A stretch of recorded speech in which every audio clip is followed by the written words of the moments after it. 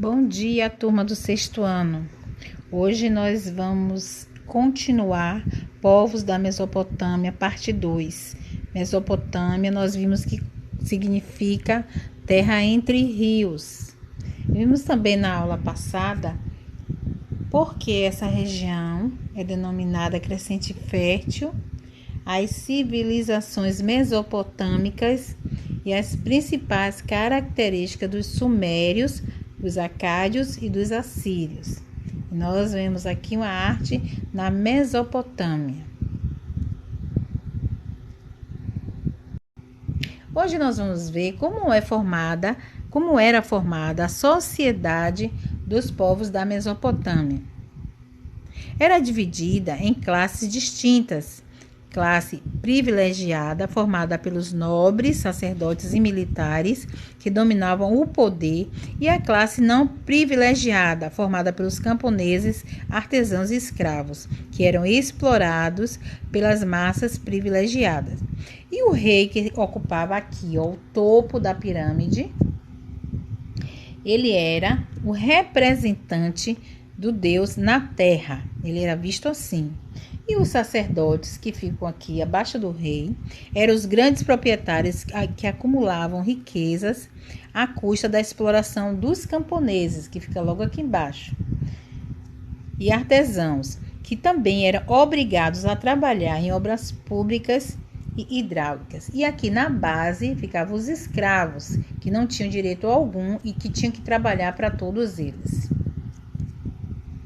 Primeiras cidades. Das aldeias mesopotâmicas, origem das primeiras cidades ligadas à vida rural e pastoreio. A Mesopotâmia vivia basicamente da agricultura e a população se dedicava às atividades como plantio e colheita, aproveitando a inundação dos rios, porque eles viviam perto dos rios, para a fertilização das terras, além dos canais de irrigação e açudes. Eles cultivavam o trigo e a cevada, que eram produtos principais agrícolas. Era organizada, em cidades estado. O que significa cidade-estado? Ele possuía seu próprio governo. Eram cidades autônomas, suficientes, com seus próprios deuses e governantes. Não se submetiam por parte de nenhum outro governo. Certo? Era independente uma da outra. E também vimos aqui, os zigurates. Já falei na aula anterior sobre ele. Diversos andares. A Vênus era composta por diversos andares, cada um menor que o outro. E aqui é a Torre de Babel, que logo mais vamos falar um pouco sobre essa construção. Vimos nessa figura uma forma de templo, né? Essa figura aqui é uma forma de templo criada por quem? Pelos sumérios. E era comum também para os babilônicos e assírios pertinentes dessa época no antigo vale da Mesopotâmia. Os povos da Mesopotâmia possuíam a religião politeísta, isto é, adoravam diversas divindades. Eles acreditavam que os deuses eram considerados imortais e associavam aos fenômenos da natureza. Diziam que eles possuíam um lado bom e outro ruim. E o principal meio de economia era a agricultura e o comércio. Estamos vendo aqui na imagem o templo ou zigurates. O mais famoso de todos é o de Ur, também relacionado à religião. Tinha muito luxo a arquitetura mesopotâmica, em especial dos zigurates, grandes templos, né, como eu já falei, que visavam aproximar os humanos das divindades, razão pela qual eram muito altos, também usado como observatórios astronômicos. Então, o mais famoso, como eu falei, é o de Ur, e eles eram politeístas, adoravam vários deuses. Próximo slide. Vamos falar também da matemática.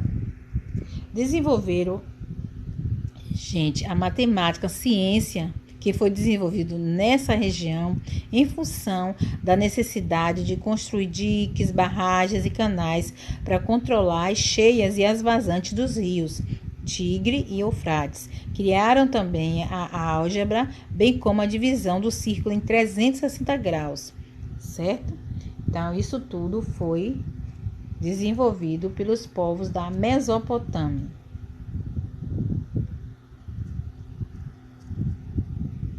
E a literatura estava diretamente ligada à religião. Aqui está, ó, uma figura da literatura. Estava atrelado aos feitos da humanidade, mas principalmente os feitos mitológicos. E sua principal obra foi essa que eu mostrei agora, Epopeia. Digamos que trata assim de um herói mesopotâmico, né, que queria ser imortal. Na última aula, vimos o declínio do Império Assírio, que se deu através de revoltas internas. Então, outra civilização teve o domínio da Mesopotâmia, que vamos ver agora, que é o povo caldeu, que eu falei um pouco deles também na outra aula. Eles se estabeleceram na cidade da Babilônia, também chamado de Segundo Império. E vamos destacar um governante chamado Nabucodonosor, responsável por 3 eventos de grande importância na antiguidade. Uma delas foi a escravização do povo hebreu, conhecido lá na história, né, na Bíblia, como cativeiro da Babilônia, momento em que o povo hebreu é capturado pelos babilônicos e são levados a residir na região como escravos. Durante esse período, o governador Nabucodonosor decidiu então produzir 2 grandes obras: o Jardim Suspenso,